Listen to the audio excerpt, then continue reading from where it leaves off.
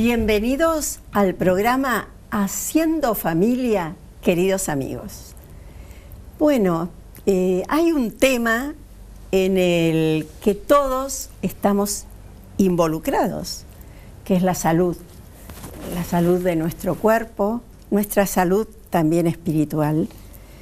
Pero vamos a hablar con especialistas en el tema de pastoral de la salud para que nos digan cómo es la salud en clave misionera. Bienvenidas al programa Raquel Bolton, Elena Paso. Hola, Raquel. Las dos son médicas especializadas en medicina biomédica. ¿Es así? Además, en ética biomédica. En ética biomédica. Y además con una larga trayectoria. Me han traído libros, los vamos a mostrar, señor director. Este es de Elenita Paso. Este libro es muy bueno. ¿Se alcanza a ver? A ver, por el brillo, bioética en el aula. Y acá hay otro que es hermoso, Ser uno en el dolor, del que hicimos además un programa también, Ser uno en el dolor. Y El camino son tus signos. Un libro que nos lleva a meditar y adentrarnos tras los pasos del Señor. Y Raquel Bolton también nos trajo libros. Son mujeres muy trabajadoras. No solo dan clases, recorren el país. Raquelita hace unos meses que anduvo por todas partes. Estuviste en el sur, en el norte. Fuiste reconocida también. Ahora nos vas a contar. Raquelita nos trajo una pastoral de la salud. ¿Y ninguno más me trajiste? Y el de adicciones. Y el de adicciones. ¿Y dónde está el de adicciones? Lo vemos después. Lo vemos después. Lo vemos después, el de adicciones. Bueno, bienvenidas. A ver, cuéntenme un poco. ¿Qué es esto de misionar en este tema tan rico y tan importante como es el tema de la salud? Porque la pastoral de la salud abarca todo, ¿no? Y nos acompaña desde que nacemos hasta que morimos. Es un poco como la catequesis, ¿no? Desde que estamos acá hasta que nos vamos, está acompañando al hombre. A ver, empiezas tú, Raquel. El motivo de la realización de este libro, ¿no? En cuanto a la presencia mía, en cuanto a la narrativa, es la pastoral de la salud en clave misionera. Yo lo hice pensando fundamentalmente en el 5º encuentro en Panamá de Pastoral de la Salud en el año 2009, e incorporé la carta apostólica del Papa Francisco que habla de el gozo en el anuncio, Evangelii Gaudium. Sí. Y me pareció interesante hacerlo desde la Pastoral de la Salud. Cuando uno habla de pastoral es evangelizar el ambiente sanitario, ya sea en promover la salud, en el aspecto celebrativo de la vida, ¿no? Y en la formación, desde la misión salvífica de Jesús, con el mundo de los enfermos. Exacto. Y la pastoral de la salud es como que todos estamos llamados a ser agentes pastorales, a poder trabajar en llevar ese mensaje y ver el rostro sufriente de Cristo en un enfermo, ¿no? Lo hacemos en distintas dimensiones. Está la dimensión solidaria de la pastoral de la salud, como siempre decimos, la comunitaria y la política institucional, en el cual vos trabajás desde hace muchos años, el control de las leyes, provida, el que sea una legislación que siempre lleve adelante la dignidad de la persona humana. Sí, que respeta, sí. Atenta a la pastoral de la salud en la dimensión comunitaria, en la parte de formación. Los agentes pastorales tenemos que estar siempre formados, ya sea no solamente desde lo biológico, sino también desde lo espiritual. Tenemos que acompañarnos nosotros mismos para poder acompañar al que está necesitado. Y la dimensión solidaria que brota de la misericordia, de un encuentro de corazones mirando la fragilidad y la vulnerabilidad en toda miseria humana. La fragilidad humana. En la fragilidad humana. Es una pastoral muy rica que va desde una pastoral de enfermos a una pastoral de la salud, de una pastoral de muerte a una pastoral de la vida. Elena, tú tienes una larga trayectoria, pero además que viene de familia y de esposo. Esposo y hermanos médicos. Ah, ¿tenés hermanos también médicos? Sí, eso sí. no Somos tenía muchos médicos en la familia. Yo pienso que el tema pasa por dejar de ser como agente sanitario autorreferencial. Es salir de uno mismo e ir al encuentro del otro, ¿no? Y ese encuentro del otro es tratando de ver en profundidad cuáles son las necesidades integrales de la persona. Sí. ¿Qué es lo que realmente necesita en ese momento de vulnerabilidad o de fragilidad? Dejarse a uno mismo de lado e ir al encuentro al otro. Eso es la pastoral de la salud, en una situación que es la de falta de salud. Pero es mucho más que eso, porque nosotros siempre hablamos y tenemos el concepto de la enfermedad. Y en realidad tendríamos que hacerlo totalmente al revés, tener el concepto de la vida, ¿no? Entonces es ir al encuentro del otro, ese que está vivo y que todavía tiene esperanzas y tiene fortalezas y tiene misiones. ¿Quién es el agente pastoral? Bueno, todos aquellos que trabajan con las personas, en este caso en una situación de particular deterioro de su salud, pero también ese agente pastoral, el mismo paciente.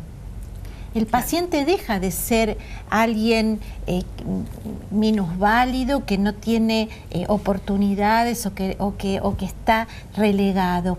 Se torna en un ser activo y él, a través de su sufrimiento y de su situación, puede dar un mensaje y cumplir una misión que también es evangelizadora. Ahora que decís esto, me acuerdo de Juan Pablo II. ¿No es cierto? Recuerdan cuando él estaba muy mal, sin embargo, aparecía y hablaba y mostraba, y mostrando al mundo su fragilidad, conseguía que el que sufre, que el enfermo, fuera respetado y visto desde otra perspectiva, ¿no? Esa es la enseñanza que nos dejó. Y yo siempre me acuerdo ese día que no pudo hablar, que dio un puñetazo, ¿se acuerdan? Sí. Porque no pudo decir nada, ya había estado internado, aparece, quiere hablar y no puede, pero hasta ahí nos está enseñando que el hombre debe ser respetado tal cual es y en todas sus etapas, ¿no? También en sus etapas dolientes. Sí, en esa etapa doliente el hombre es misionero. O sea, si uno puede hacer que en esa situación de dolor humano y de sufrimiento y de fragilidad, uno trasciende ese dolor, se trasciende como persona y deja un mensaje. Entonces, la pastoral es eso, es ese mensaje del sufriente hacia todos. Y a su vez es el mensaje de su familia, de los sacerdotes, de los médicos, de las enfermeras, que trabajan con esa persona. Claro. Y todos podemos ser misioneros, ¿no? ¿Y qué es ser misionero? Misionero de la trascendencia, llevar el mensaje de Jesús. Y que nosotros veamos en el rostro de esa persona enferma a Cristo. Pero a su vez que el paciente pueda llegar a ver también el rostro de la bondad de Cristo en el que lo asiste. Sí. O sea que ese es un lugar de encuentro. El dolor pasa a ser, en vez de un lugar de distancia, un lugar de encuentro y de diálogo entre las almas. Es muy necesaria la presencia de la familia al lado del enfermo. Es fundamental. Antes de seguir profundizando este tema de la familia, quería recordarte de Juan Pablo II, que recién lo traemos aquí. Él habla de una definición de salud muy linda y además muy completa. Él habla sobre un proceso dinámico y relacional, ¿no? Que aún en la enfermedad, esa persona puede llegar a tener habilidades personales, interpersonales, que lo pueden ayudar a seguir avanzando y seguir comprometiéndose con la vida, aún en la enfermedad. Humanizar la fragilidad, ¿no? Eso lo hizo Juan Pablo II. ¿Cuántas personas, cuántos testimonios? ¿Cuántos testimonios nos dejó? Sí, sí. Y algunos investigadores profundizan en ese tema, ¿no? Haciendo mención que hay cierta plasticidad biológica y social que le permite a la persona salir adelante frente a las adversidades, lo que llamamos resiliencia, sí, ¿no? Y por eso Juan Pablo II habla fundamentalmente de este proceso que evidentemente es dinámico, ¿no? Sí. Te pregunté eso. La familia acompaña todo esto y hay que tenerla en cuenta. La pastoral de la salud tiene que tener en cuenta a la familia, sobre todo. Cuando hablamos, por ejemplo, en las parroquias, sí, ¿no? Desde el Ministerio del Alivio, el Ministerio de la Comunión, tener también como centro a esa familia que está acompañando y que necesita esas pautas de descanso, esas pausas que tiene que hacer en esa atención para sentirse acompañada y contenida. Porque ella misma está enferma también, ¿no? Sí. El acompañar, el involucrarse, también va deteriorando a la familia. Y la pastoral de la salud tiene que contemplar eso. Claro, exactamente. Es tan importante. Es muy importante. Sí, no, te preguntaba porque a veces hay dentro de los núcleos familiares uno ve que cuando hay un enfermo, hay resto de la familia, no, mejor no visitarlo porque está enfermo. No, y a mí me parece que es el momento en que más hay que acompañar a esa persona, porque cuando estaba bien, pues se arreglaba solo, ¿no es cierto? A veces hay familias, esto es en el quehacer cotidiano, yo lo veo frecuentemente, que de todo el grupo familiar hay uno o dos que son los que se ocupan del enfermo. Y el resto es como descansan. Que... Sí, yo no descansan en el que se ocupa. Sí, digamos. Lo veo más bien como que o tienen temor, o no tienen la fortaleza, o creen que no pueden. No lo veo como un abandono, lo veo como un miedo, ¿no? Y hay que despertar en el otro esa misión de estar al lado del paciente, ¿no? Y eso se observa mucho porque hay personas que no están preparadas, que se separan porque lo supera, esa situación de dolor, la supera ella misma, ¿no? Es que vivimos en un mundo donde todos tenemos que estar bien, todos tenemos que ser atléticos. Todos tenemos que estar perfectos. Tenemos que esconder nuestra miseria. Y cuando aparece algo, sí. Tal cual. Eso como que da miedo, ¿no? El hombre no se prepara. Se prepara a vivir, pero no se prepara a morir, lamentablemente. Exactamente, es todo un tema, ¿no? ¿Sí? Aceptar el proceso de morir como... La palabra dice un proceso, ir preparándonos. Por eso la pastoral de la salud es muy importante que se trabaje en catequesis. Sí. En catequesis, es decir, solamente ver el cuidado desde lo espiritual, pero también desde la fragilidad, el cuidado del cuerpo. Es muy importante para ir integrando a la persona humana ya desde el inicio en todo lo que es espiritual, corporal e integrarlas, integrar. Yo creo que dentro de la catequesis está, ¿no? Hay toda ahora etapa. Se comienza, sí. No, pero Raquel, yo que no doy catequesis ahora, pero di catequesis hace muchos años, teníamos ya el tema de la atención sobre el cuerpo, como cuidarlo, el cuerpo como templo de Dios. Como templo de Porque Dios. Hay que cuidarlo. Y entonces eso te lleva. Ahora le damos la dimensión misionera. Es decir, los chicos que visitan los hogares, los chicos que visitan a los enfermos, el cuidado del propio cuerpo, pero también del cuerpo del otro. Sí, ¿cómo ayuda eso, no? Ayuda muchísimo. Claro, uno aprende a descubrirse descubriendo al otro. Sí, tal cual. La persona se plenifica cuando está con otra persona. Exacto. Elenita.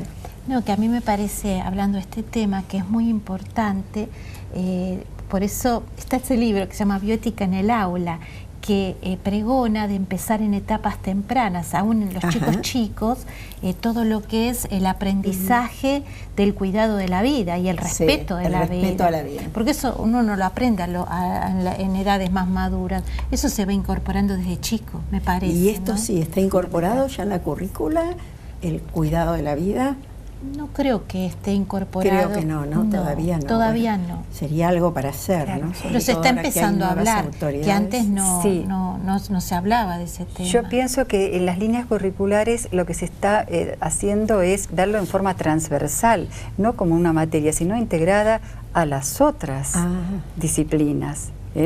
La bioética dentro de la formación ética y ciudadana, la bioética dentro de la biología, la bioética dentro de las ciencias sociales, es fundamental, ¿no es cierto? Y hay que ver cómo se comprometen los chicos y cómo trabajan, jóvenes, sí, al menos en mi experiencia ha sido muy importante. Qué lindo. Se ve más, sobre todo a nivel universitario. Ahí sí ya se introdujo y ya tiene un espacio propio. Ya hay un espacio. Sí, a nivel universitario. Sí, a nivel universitario sí. Aunque no estudien medicina. Bueno, en las ciencias de la salud se ve mucho, ¿no? Claro. En el derecho también, en la sociología también, en la psicología. O sea, a nivel universitario ya es como que hizo camino. Claro. Y en los otros espacios institucionales educativos es como que se está abriendo paso, ¿no? Claro, sí, porque es importantísimo, ¿no? Sobre todo por los desafíos de nuestra época, donde hay tantas guerras, tanta agresión. Yo creo que recapacitar un poco y centrarse un poco sobre el valor de la vida y el valor de cada ser humano, como que ubica al hombre en otra dimensión hacia el hermano, ¿no es cierto? La bioética trabaja con principios y valores. Fíjate qué importante es tratar todos los temas que corresponden a la salud y a la enfermedad desde estos valores. Sí. Acá veo que tocas también el tema de la eutanasia. Sí, porque es algo... ¿Por qué una derrota? Y sí, la eutanasia, o sea, cultivar la derrota a la eutanasia, ¿no? Y porque es una derrota para la dignidad humana. Es una derrota para el propio paciente que no puede... Bajo todo acá y quiero morir. Claro, o sea, él no puede trascenderse en ese dolor que tiene y elige una solución que es finalizar su propia vida. Y también es una derrota, dice, para el equipo de salud, que tendría que ser una circunstancia de resignificar la propia dignidad y al ser partícipes de la muerte del paciente en términos de eutanasia, también pierden muchísimo, ¿no? Pierden su propia dignidad. Exacto. Los profesionales de la salud tenemos que estar formados en bioética. Yo creo que todos estos temas tienen que pasar por el mismo profesional de la salud. Tener conciencia de nuestra propia muerte, de nuestra propia enfermedad y nuestro propio sufrimiento, porque así vamos a poder comprender el sufrimiento del otro, lo que está pasando el otro. Sí, eso es cierto. Eso es cierto. Sí, yo pienso que también pasa por revalorizar la vida, o sea, entender que la vida tiene alegría y tendrá momentos de dolor, pero también tiene momentos de plenitud, de significados profundos, y que bueno, hasta los momentos más duros, la vida sigue siendo, como dice, bella, ¿no? Exacto. O sea, la belleza de la vida y la alegría de la vida, ¿no? Claro, vivir ya es un canto. Es un canto. El amor, ¿no? Las personas que están enfermas ya en una etapa terminal de la enfermedad, son y encuentran los momentos de gran reconciliación con ellas mismas y con el entorno. O sea, son momentos muy profundos, aún en esos estados que son muy impactantes, ¿no? Claro, y que te condicionan como persona humana. Sí, y creo que últimamente hay un cambio también de visión, ¿no? Porque antes... ¿Se acuerdan que a terapia no se podía entrar? ¿No es cierto? Estaba como prohibitivo, y ahora yo he escuchado a profesionales que al contrario alientan a que acompañen al enfermo en terapia, porque se sabe que el tenerle la mano, el hablarle, es importante, como que ayudan al enfermo a conectarse, los afectos, ¿no es cierto? A darse cuenta que no está solo. Y como lo último que se pierde es el oído, ¿o me equivoco, señoras médicas? Es lo último, ¿no es cierto? Eso dicen los sacerdotes. Sí, yo pienso que el sentirse espiritualmente acompañado es importante, es fundamental, ¿no? Sí. Porque nosotros somos seres afectivos, o sea, necesitamos el amor del otro. Entonces me parece que en esos momentos es como que uno es cuando más lo necesita, ¿no? Sí. Una vez escuché a una persona así, un amigo muy querido, que me decía, estaba muy enfermo, estaba en terapia y dice, yo necesito que el médico también me abrace, sentir la presencia, no que venga a controlarme, sino que sentir la caricia y el abrazo de él. Me impactó, ¿eh? Sí. Fue también un llamado. Sí, y un desafío para el médico, porque últimamente con esto de las obras sociales y qué sé yo, los pobres médicos andan corriendo, ¿no?, de un lado al otro. ¿Y qué podemos decir de la enfermedad y el sufrimiento en el Antiguo Testamento? Que veo que lo enfoca tu libro, Raquel. Sí, el enfermo en el Antiguo Testamento no estaba considerado desde el punto de vista científico como la enfermedad, sino como que estaba muy relacionado al pecado. Al pecado. Eran separados los enfermos de las comunidades. Sí, pobrecitos. Y justamente Jesús que los abraza, que los incorpora, que ve la fragilidad y el sufrimiento y abraza esa fragilidad, es decir, lo cura en cuerpo y lo cura también en el alma, ¿no? Desde la mirada integral. Sí. Y eso es una mirada trascendente que tenemos que tener todos los profesionales de la salud en cuanto a lo que se estaba comentando, claro. También abrazar a la persona en su totalidad, en su corporeidad y también en lo espiritual. Claro. También, ahora estoy mirando las imágenes del Papa Francisco, ¿no?, que se inclina para besar en todo momento, cuando él lo considera oportuno, él abraza la fragilidad humana. Sí. Y este libro, en el Evangelii Gaudium, yo trato de poner también esas palabras de él, ¿no? El llevar también esa mirada al que está sufriendo, esa mirada contemplativa y de esperanza, ¿no? No separándolo de la sociedad y marginándolo, sino incorporándolo, ¿no? Claro. Incluye. Eso es lo que tenemos que hacer. Es importante que no se sienta excluido de la sociedad.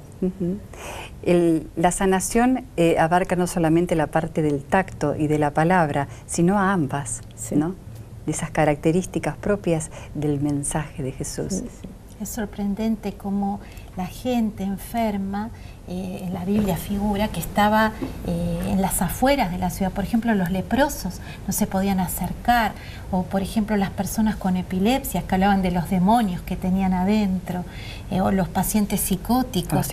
Los psicóticos, ese grupo de pacientes tan excluidos de la sociedad, ¿no? Y cómo él cambia el mensaje sustancialmente, lo da vuelta, y es él el que va al encuentro del otro, ¿no?, y los incorpora a la sociedad, ¿no? Y su sanación está plasmada de gestos de afecto, porque él con su inteligencia divina los podría haber curado con solo el pensamiento. Exacto. Sin embargo, él se acerca al dolor humano, ese cuerpo enfermo, lo toca, le habla, le toca los ojos, o sea, cómo se plasma todo su mensaje a través de gestos que necesitaban las personas, ¿no?, para darse cuenta que lo sanaba. Y la sanación pasa mucho más de ser la cura del cuerpo, porque hay veces que el cuerpo no se cura, pasa por otra cosa, ¿no? Sí. Y es ese mensaje de amor que llega al hombre desposeído, ¿no? Cuando una persona es sanada, es algo hermoso ver que transmite hacia el resto esa sanación.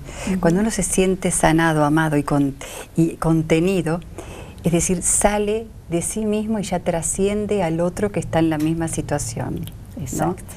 Esa es la capacidad de trascendencia que tiene la persona humana y que la distingue de los demás vivientes. La distingue de los demás. Bueno, muy rico todo lo que nos han dicho, lo que han investigado, lo que han analizado. Ahora solo basta ponerlo en práctica, ¿no? Y que se comprenda que es una misión el cuidar a los enfermos, ¿no? Es una forma también de misionar, de abrirse al otro. Yo me quiero ir, porque el programa ya está terminando, con esa imagen de Jesús que cura al ciego de nacimiento.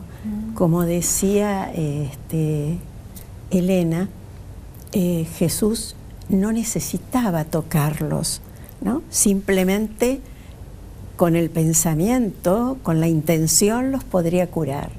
Sin embargo, le toca los ojos, le dice, ya puedes ver, o sea, los va conduciendo, pero sobre todo los toca, se acerca, es cercano.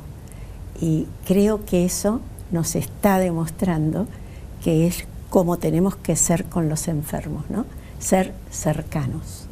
Porque la persona enferma, yo por lo que he vivido, como que empieza a estar en una dimensión en que las cosas materiales ya no le son tan importantes y necesita el afecto, la caricia, el contacto con el otro. Como que el Señor lo prepara verdaderamente para las cosas importantes. Por eso que es tan nociva la eutanasia, ¿no? Que no deja vivir esa etapa de preparación, y para los que somos creyentes, de acercarnos a Dios. Para los que no son creyentes, de morir como se debe morir, ¿no? Tranquilamente. Si no, haríamos lo de los adolescentes, creo, ¿no? Y a veces nuestra sociedad peca de adolescente, quemando etapas. Y la eutanasia es una forma de quemar etapas. Sacamos el dolor porque o es caro o no me gusta y no quiero sufrir. Muchísimas gracias. Gracias, Sonia. Gracias, Espero, Sonia. queridos amigos, que este programa nos haya permitido ver de otra forma al enfermo, ver de otra forma al médico y ver de otra forma la enfermedad, que es una enseñanza también que tenemos en la vida. Será hasta el próximo programa, si Dios quiere.